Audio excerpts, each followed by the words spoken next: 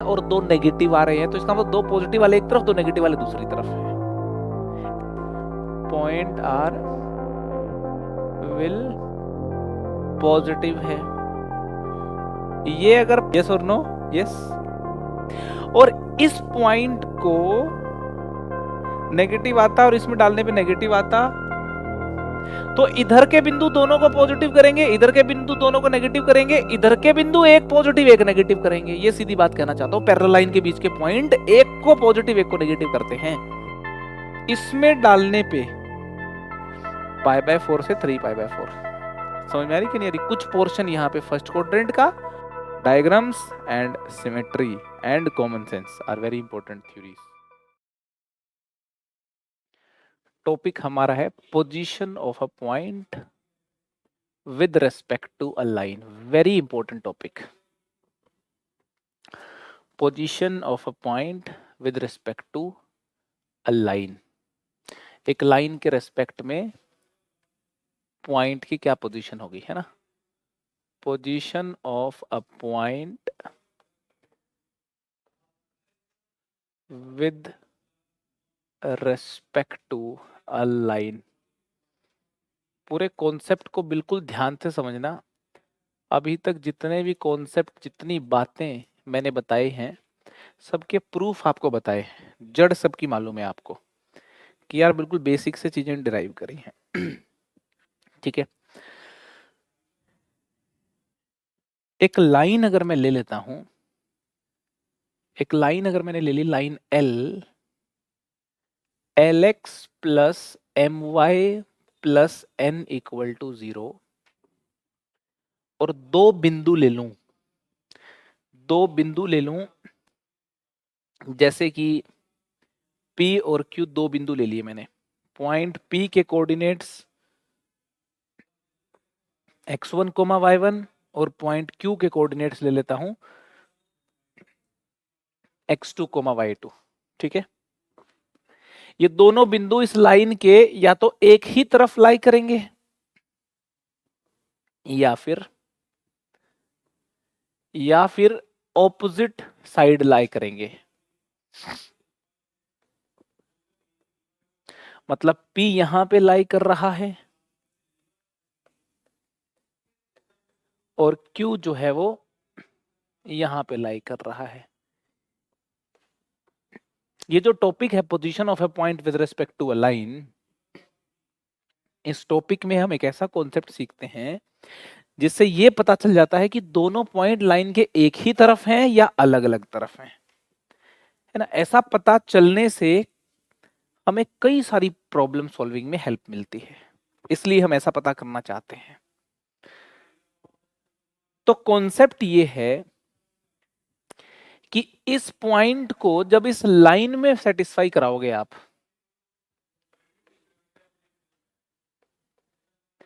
इस पॉइंट को इस लाइन में सेटिस्फाई कराओगे, तो इसकी वैल्यू 0 तो आने वाली नहीं है, क्योंकि 0 तो तब आती जब ये पॉइंट ऊपर होता।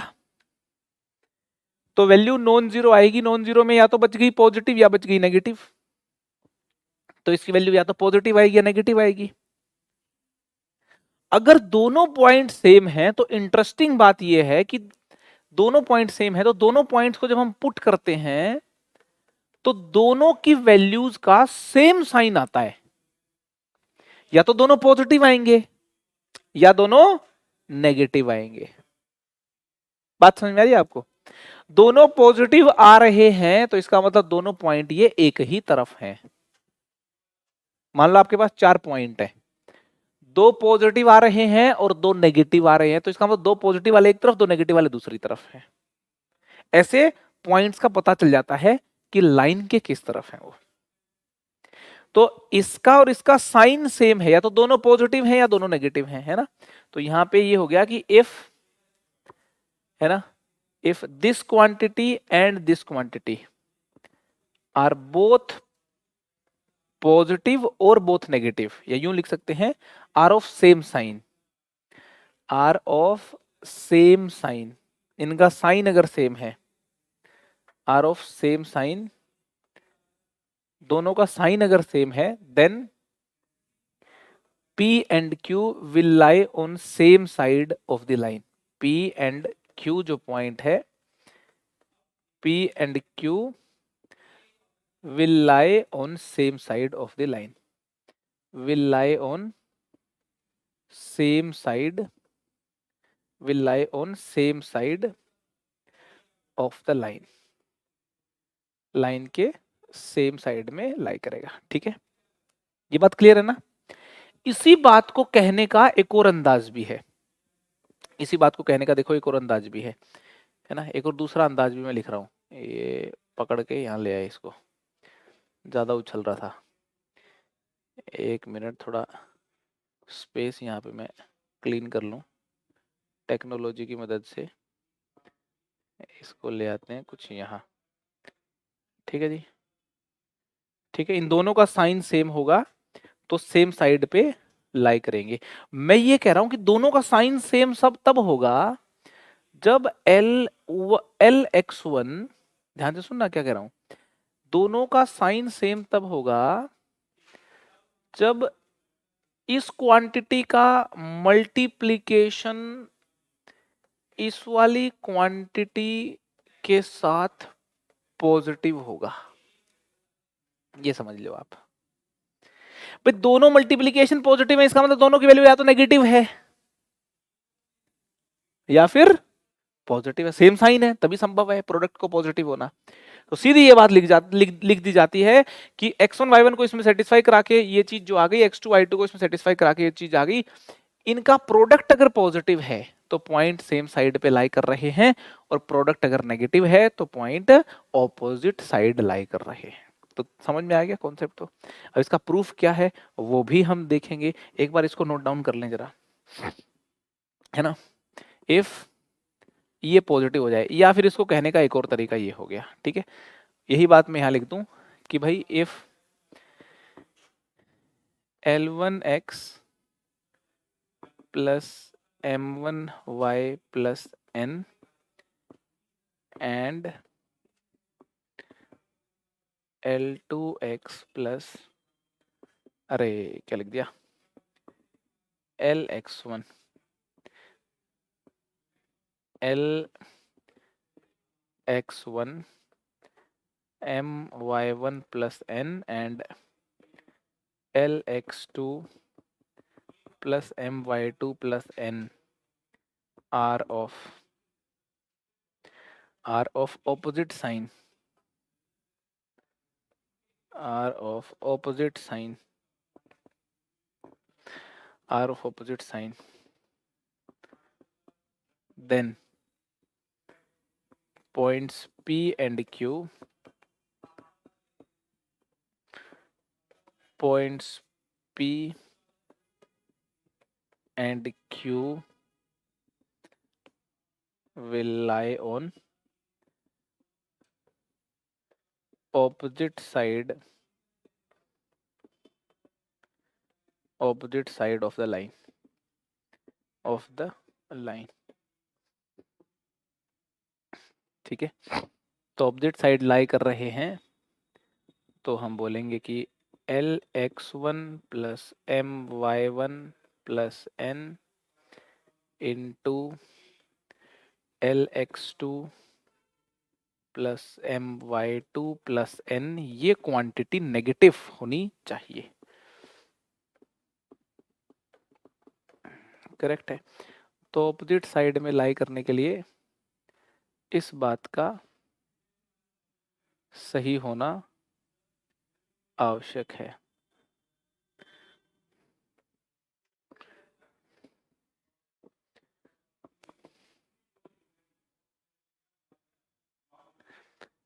ना, और सेम साइड में होने के लिए इस बात का होना आवश्यक है।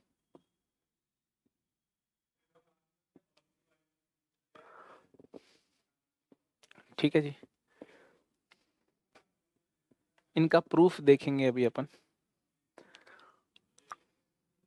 तो ये स्टेटमेंट जो है आपको क्लियर होनी चाहिए।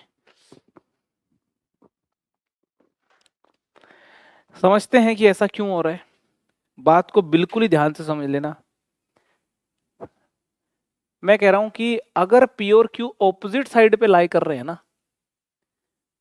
उस सिचुएशन को एनालाइज करते हैं। पी और क्यू जब ऑपोजिट साइड पे लाई कर रहे हैं, उस सिचुएशन को करते हैं analyse.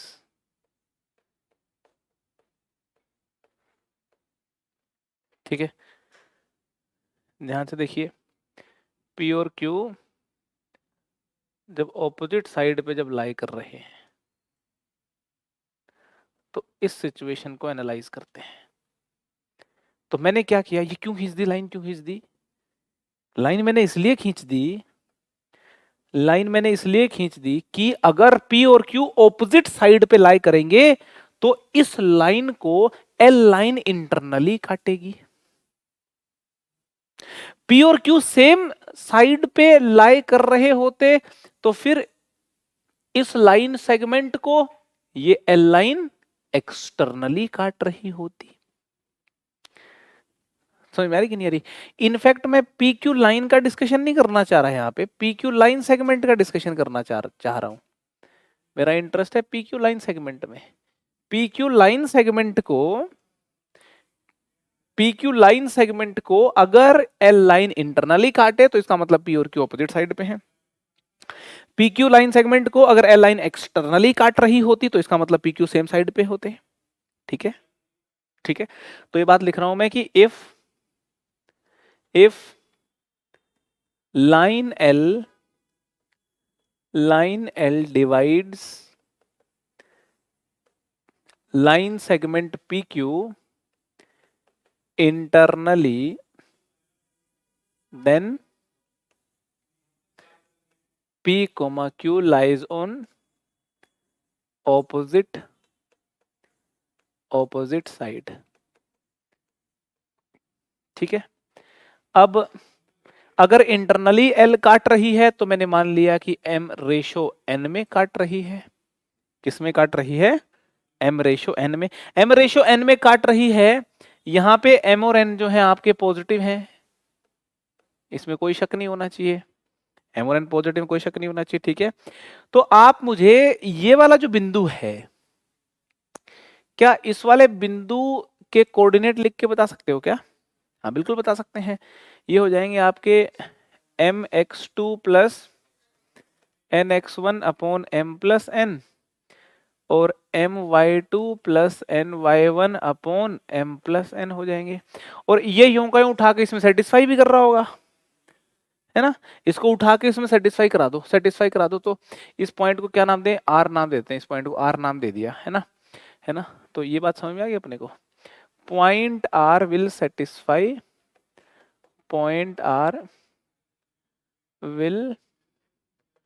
Satisfy this equation Lx plus my plus n equal to 0। तो पॉइंट आर को उठा के इसमें डालोगे तो ये हो जाएगा हमारा L इंटू एक्स कोऑर्डिनेट उठा के डाल दिया, mx2 plus nx1 upon m plus n y। अच्छा, m और n और ये m सेम ले लिया ना अपन ने, ये बड़ी दिक्कत। ये m और ये n जो है ना सेम लेने से, तो इनको कुछ अल्फा बीटा ले लेते हैं। ये जो रेशो है ना, इसको अल्फा बीटा ले लिया, अल्फा बीटा लेते हैं इसको, alpha beta, alpha ratio beta, alpha beta,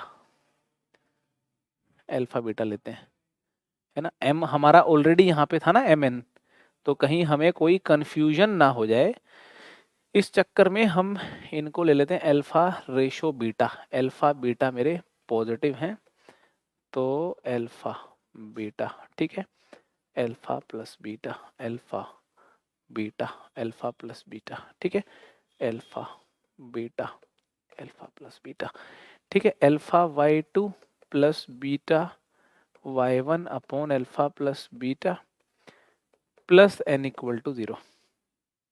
scene ऐसा हो गया, ठीक है।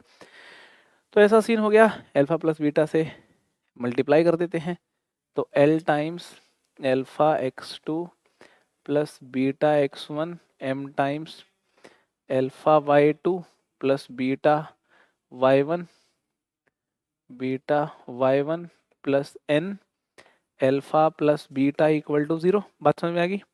अल्फा का कोफिशिएंट बताओ क्या आ गया? अल्फा का coefficient Lx2 plus m my2 plus n, plus में बीटा का कोफिशिएंट कितना आ गया lx1, मजेदार कोफिशिएंट आ रहे हैं, lx1 my1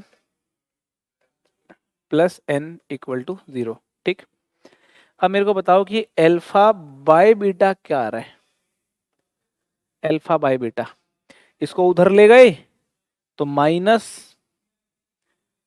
lx1 plus my1 plus n1 upon lx2 plus my2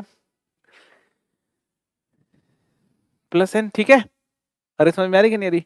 अब यहां पे आप कह रहे हो अल्फा बीटा क्या है, पॉजिटिव है, तो अल्फा बाय बीटा भी कैसा है, अल्फा बाय बीटा भी पॉजिटिव है। अल्फा बाय बीटा ये क्या है, पॉजिटिव है।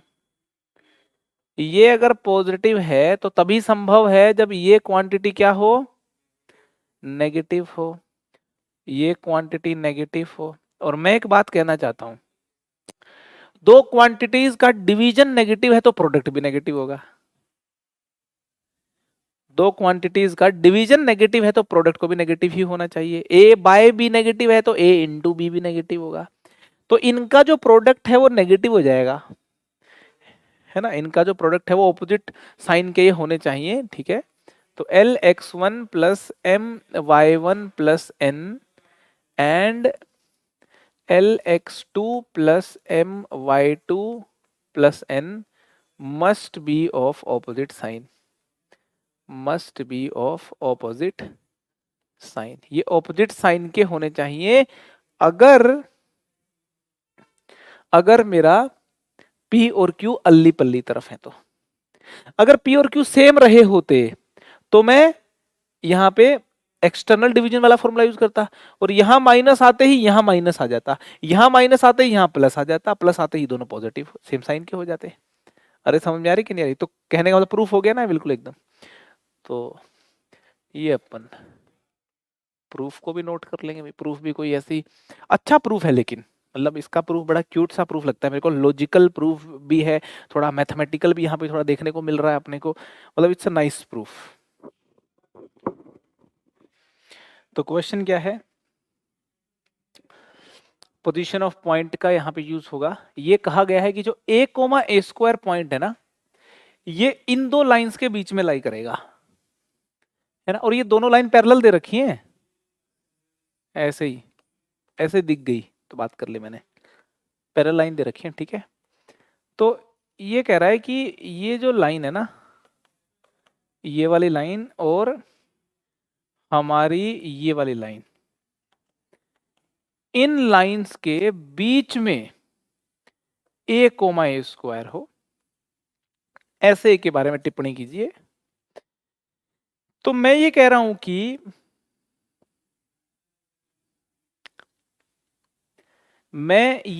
कि यहां एक पॉइंट पकड़ लो आप, ध्यान से सुनना।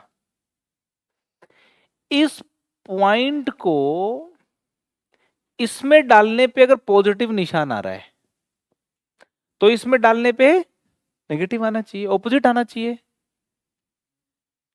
आना चाहिए ना, आना चाहिए ना।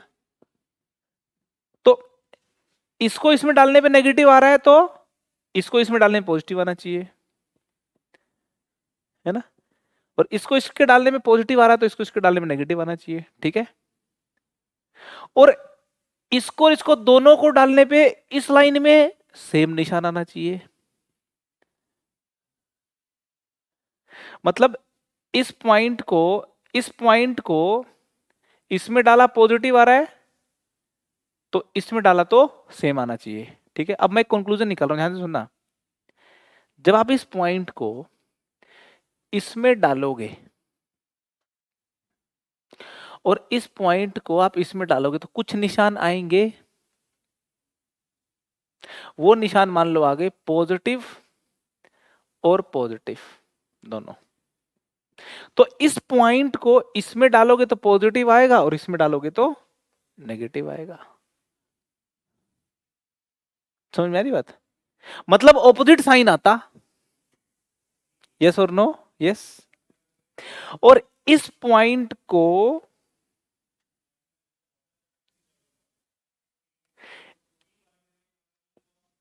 इसमें डालने पे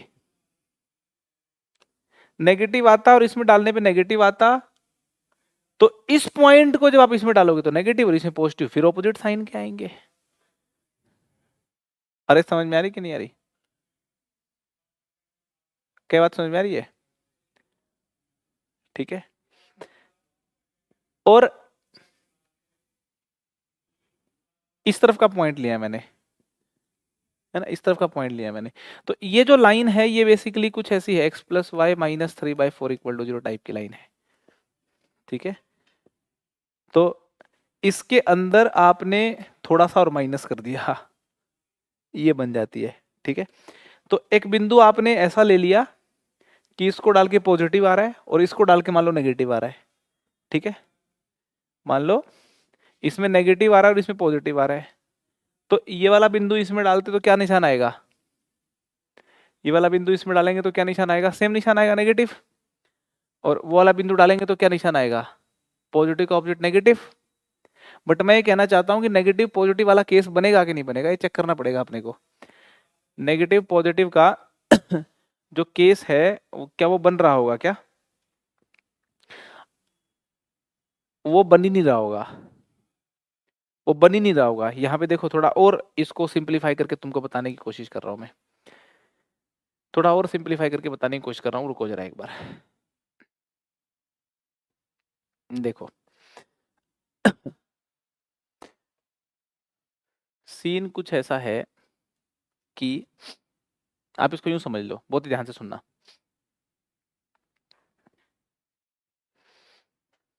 x प्लस वाई माइनस 2 को देखोगे तो ऐसी लाइन आ रही है, ये 2,0 और ये 0,2। ठीक है, x plus Y minus 2 equal to 0 ऐसी लाइन आ रही है, और x प्लस वाई माइनस 3/4 ऐसी लाइन आएगी इस तरफ। ये सुनो, ठीक है, कुछ लाइनें बोल रहा हूँ, सीधी सीधी भाषा में क्वेश्चन सोल्व हो जाएगा। ये a, है। मैं कह रहा हूँ ओरिजिन को पकड़ो आप, ओरिजिन को डाल के ये नेगेटिव आ रहा है, नेगेटिव आ रहा है, इसको डाल के 100% ओरिजिन के ऑपोजिट निशान ऊपर वाली में, ओरिजिन के ऑपोजिट निशान इसमें आना चाहिए और ओरिजिन के सेम निशान इसमें आना चाहिए। तो इसका मतलब ये पॉइंट ऐसा बिहेव करना चाहिए कि इन दोनों में पुट करने पे ऑपोजिट निशान आए। अरे समझ में आ रही कि नहीं आ रही बात? तो अगर इस a को ए स्क्वायर को मैं यहाँ पुट कर रहा हूं तो a plus A square minus 2 का निशान और 4a plus 4a square minus 3, इनका जो निशान है, इनके निशान को ऑपोजिट होना चाहिए, मतलब इनके मल्टीप्लिकेशन को नेगेटिव होना चाहिए। अरे बात समझ में आ रही है? भाई इधर का कोई पॉइंट होगा तो अलग निशान में बिहेव करेगा ही करेगा यार, वो अलग निशान में ही उसको बिहेव करना होगा। यस और नो? यस, यस, ठीक है, ठीक है। यहां कोई बिंदु होता तो ये 0 आ रहा होता और ये नेगेटिव आ रहा होता, इसके दूर बिंदु लोगे तो ये भी नेगेटिव और वो और नेगेटिव आएंगे इधर वाले बिंदुओं के ऊपर। अरे समझ में आ रही है? यहां का कोई बिंदु उठा के देख लो आप, यहां का बिंदु उठा के देखोगे तो वो इसको तो 0 कर देगा और इसको पॉजिटिव कर देगा, क्योंकि 1,1 उठा के देख लो चाहे आप, ये 0 कर देगा, ये पॉजिटिव कर देगा। इधर वाले बिंदु दोनों को पॉजिटिव कर देंगे, तो इधर के बिंदु दोनों को पॉजिटिव करेंगे, इधर के बिंदु दोनों को नेगेटिव करेंगे, इधर के बिंदु एक पॉजिटिव एक नेगेटिव करेंगे। ये सीधी बात कहना चाहता हूं, पैरेलल लाइन के बीच के पॉइंट एक को पॉजिटिव एक को नेगेटिव करते हैं। क्लियर हो गई? तो this into this has to be negative. ये बात कहने का प्रयास कर रहा हूं आपको by giving different different logics. तो यहाँ पे अगर आप ये बड़ी खुद में एक इंटरेस्टिंग बात होगी कि दो पैरेलल लाइन के बीच में फंसा हुआ पॉइंट जो है, और पैरेलल लाइन की इक्वेशन थोड़ी तमीज से लिखी है, कोफिशिएंट यहाँ पे मैच करा रखे हैं, है ना, कोफिशिएंट मैच हो रखे हैं ना यहाँ पे। दो पैरेलल लाइन के बीच में फंसा हुआ पॉइंट जो है वो पुट करने पे एक इक्वेशन में और दूसरी इक्वेशन में दोनों में ऑपोजिट साइन आएंगे, है ना। तो यहाँ पे ए स्क्वायर प्लस ए माइनस 2 के factor a minus 2 into A plus 1 हो गए, है ना। यहाँ पे इसके कुछ फैक्टर हो जाएंगे मेरे को लगता है, देखते हैं ठीक लिख रहा हूं क्या मैं, 2a minus 2a 2a plus 3 और 2a माइनस 1, ठीक लिखा क्या? यस यस ठीक लिखा मैंने, ठीक है, लेस देन 0। ठीक है जी, तो इस इनइक्वालिटी को सोल्व कर लेते हैं। इसको सोल्व करने के लिए मेरे को नंबर लाइन बनानी पड़ेगी, नंबर लाइन बनानी पड़ेगी, ठीक है। इसका critical point a equal to 2 हो गया, इसका critical point a equal to -1 हो गया, इसका critical point a equal to -3/2 हो गया, इसका critical point a equal to 1/2 हो गया, ठीक है। तो नेगेटिव मिलेगा आपको इन वैल्यूज में, इनमें positive negative positive negative positive. तो a की वैल्यू जब -3/2 से -1 होगी, यहाँ पे बात हो गई कि भाई a की वैल्यू जब -3/2 से -1 होगी, -3/2 से -1 होगी, यूनियन 1/2 से 2 होगी, यूनियन 1/2 से 1 होगी, ठीक है। तब जा करके इन a की वैल्यूज के ऊपर ये a, a स्क्वायर इन दोनों लाइन के बीच में फंसा हुआ रहेगा। बात समझ में आ गई भाई? अरे बात समझ में आ गई क्या? नोट कर लो, ये यहाँ 1/2 से 2 कर लिया ना आपने, 1/2 से 2 है ये, ठीक है ना, है ना। नेक्स्ट क्वेश्चन है कि if points cos theta coma sine theta and 3,2 lies on same side of the line. तो लाइन मेरे को दी हुई है, यहाँ पे लाइन मेरे को दी हुई है, इसको स्टैंडर्ड फॉर्म में थोड़ा ऐसा लिख लेंगे, ठीक है। और ये वाला बिंदु इसमें डाल दो आप, कोस थीटा प्लस साइन थीटा -1, और ये वाला बिंदु इसमें डाल दो आप 3 + 2 -1, है ना। सेम साइड में लाई कर रहे हैं तो this has to be positive, इसको पॉजिटिव होना चाहिए। तो ये चीज तो पॉजिटिव है ही, तो बचा यहाँ पे सीन इसका कि यार कोस थीटा प्लस साइन थीटा -1 को पॉजिटिव होना चाहिए, मतलब इसको 1 से बड़ा होना चाहिए, ठीक है। 1/√2 से दोनों तरफ डिवाइड कर देते हैं, 1/√2 cos theta plus 1/√2 sine theta is greater than 1/√2। तो ये हो गया मेरा sine π/4 plus theta, sine π/4 plus theta को 1/√2 से बड़ा होना चाहिए। 1/√2 से बड़ा होने का क्या मीनिंग है कि ये जो π/4 प्लस थीटा जो है ये π/4 से बड़ा होना चाहिए, और फर्स्ट और सेकंड क्वाड्रेंट के बाहर जाओगे तो नेगेटिव हो जाएगा साइन, 1/√2 से बड़ा हो नहीं पाएगा। तो सेकंड क्वाड्रेंट की बिल्कुल जो बाउंड्री है अपनी पाए उससे छोटा होना चाहिए। तो यहाँ थीटा पे कमेंट मैंने खट से कर दिया कि थीटा मेरा जो है ना 0 से लेकर के, इसको इधर ले गया तो 0 से लेकर के 3 π/4 तक अगर आप ले लोगे, ठीक लिखा क्या मैंने? ये मैंने ठीक नहीं लिखा बिल्कुल भी, यहाँ पाए की बजाय मेरे को लिखना चाहिए था आपका 3 π/4, है ना। पाए की बजाय मेरे को यहाँ पे क्या लिखना चाहिए था, 3 π/4 से छोटा होना चाहिए, 3 π/4 से छोटा होना चाहिए, ठीक लिखा ना ये। अब साइन का ग्राफ कैसा होता है, साइन का ग्राफ होता है यूं कुछ करके, है ना। तो ये यहां से यहाँ π/4 से 3 π/4, है ना, इससे ऊपर रहेगा मेरा थीटा प्लस π/4, है ना, π/4 से 3 π/4।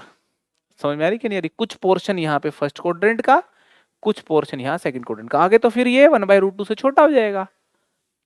समझ में आ रही बात आपको?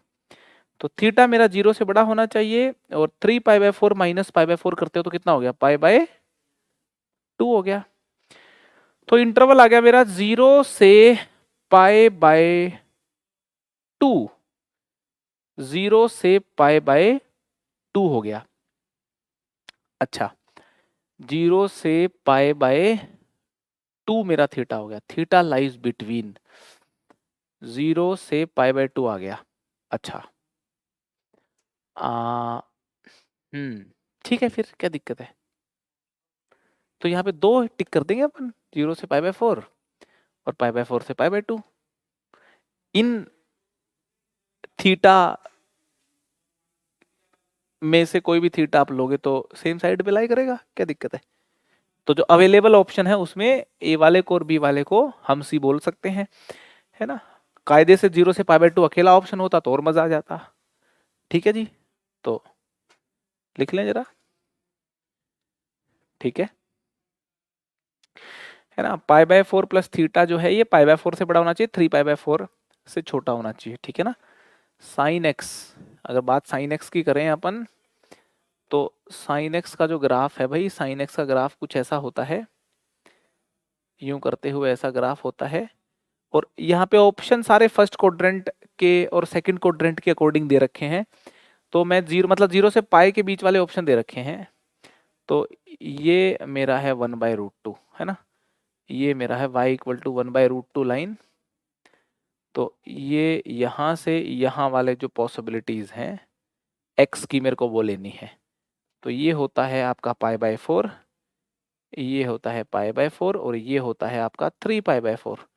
तो x की पॉसिबिलिटी यहाँ से क्लियरली देखी जा सकती है, π/4 से 3π/4, है ना। ये मैं x की नज़रों से देख रहा हूँ इसको, तो x मेरा π/4 से 3π/4 होना चाहिए, ठीक है ना, है ना। यहाँ आगे भी यहाँ पे वैल्यूज हो सकती हैं थीटा की, है ना, x की वैल्यूज हो सकती हैं, करस्पॉन्डिंगली थीटा की वैल्यूज हो सकती हैं, मगर ऑप्शन मेरे जो है वो फर्स्ट सेकंड क्वाड्रेंट वाले ऑप्शन थे ना, तो इसलिए मैं आगे की वैल्यूज पे नहीं जा रहा हूं, ठीक है, ठीक है जी, राइट। चलते हैं आगे, नेक्स्ट क्वेश्चन। नेक्स्ट क्वेश्चन जो है आपके सामने है,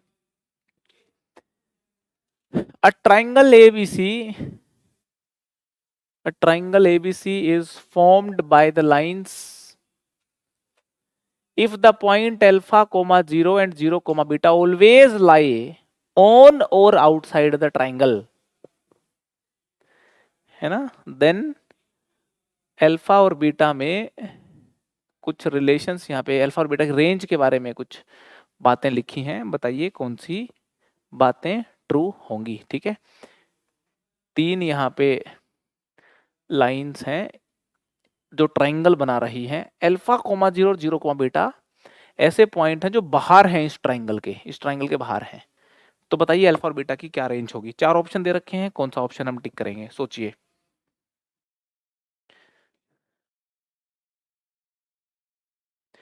सी, ये जो ट्राइंगल मैंने बनाई है, अगर इसी ट्राइंगल को अपन कोऑर्डिनेट एक्सिस पे बनाए तो क्वेश्चन हो जाएगा सॉल्व, ठीक है। अगर इस ट्राइंगल को अपन कुछ कोऑर्डिनेट एक्सिस पे बना करके इन लाइंस को थोड़ा अच्छे से एनालाइज करें, ट्राइंगल को और अच्छे से एनालाइज करेंगे तो अपना क्वेश्चन हो जाएगा सॉल्व, है ना। तो पहले वाली लाइन है y0 डालोगे तो x3 आएगा, y0 डालोगे तो x3 आएगा, x0 डालोगे तो y कितना आ गया -2, x0 डालोगे तो y -2 आ गया। तो लाइन एकदम क्लियर है, ये पहली लाइन बना दी मैंने, ठीक है।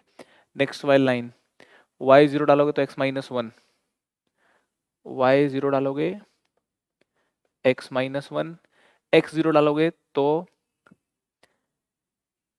y0 डालोगे तो x -1, y0 डालोगे तो x -1 और x0 डालोगे तो y3, x0 डालोगे तो y3। तो दूसरे वाली लाइन भी मैंने बना दी, ये दूसरी लाइन बन गई, ठीक है। तीसरी लाइन, y0 डालोगे तो x4, y0 डालोगे तो x4, है ना, y0 डालोगे तो x4 और x0 डालोगे तो y3, x0 डालोगे तो y3, ऐसे करके ये बन रही है ट्राइंगल आपकी, है ना। अल्फा कोमा 0 पॉइंट और 0 कोमा बीटा पॉइंट की बात की गई है। अल्फा कोमा 0 पॉइंट तो x एक्सिस पे होता है अल्फा कोमा 0 पॉइंट तो x एक्सिस पे होता है और 0 कोमा बीटा पॉइंट तो वाई एक्सिस में होता है, ठीक है। तो P और Q जो है ऑन और आउटसाइड द ट्राइंगल। तो मेरे को लगता है कि अल्फा कोमा 0, ये ट्राइंगल बन गई, तो अल्फा कोमा 0 पॉइंट तो ये 3 कोमा 0 के राइट में कुछ भी हो जाए चाहे, है ना। ऑन और आउटसाइड लिखा है यहाँ पे, ऑन और आउटसाइड लिखा है यहाँ पे, इनसाइड यहाँ पे होना चाहिए था। हाँ, इस क्वेश्चन में यहाँ पे इनसाइड होना चाहिए था, इनसाइड, इनसाइड यहाँ होना चाहिए था, ठीक है ना, इनसाइड। तो इनसाइड के लिए तो अल्फा ये हो गया अपना -1 से लेकर के 3, -1 से लेकर के 3, है ना। अल्फा कोमा 0 पॉइंट लोगे तो -1 से 3 हो गया, ठीक है। अल्फा हो गया आपका -1 से 3। 0 कोमा बीटा, बीटा -2 से 3 हो गया, है ना। बीटा हो गया आपका -2 से 3, बीटा जो है -2 से 3 कुछ भी हो सकता है। तो इस लाइन सेगमेंट के ऊपर 0 कोमा बीटा हो सकता है, 0 कोमा बीटा। तो बीटा पॉइंट जो है वो हो गया आपका -2 से 3। तो -1 से 3 और -2 से 3 डी में लिखा हुआ है, ठीक है ना। ऑन और इनसाइड द ट्राइंगल यहाँ पे होना चाहिए, ठीक लिखी है बात, ऑन और इनसाइड द ट्राइंगल होना चाहिए यहाँ पे, ठीक है। अरे समझ में आ गई बात। आउटसाइड द ट्राइंगल होता तो भी आंसर तो दिया ही जा सकता है। फिर अल्फा 3 से इंफिनिटी, -इंफिनिटी से -1, बीटा -इंफिनिटी से -2, 3 से इंफिनिटी, ये सब हो जाता, ठीक है। एक बुक में पढ़ रहा था तो उसमें 2 बातें लिखी थी। एक बात तो लिखी थी कि ट्राई टू ड्रॉ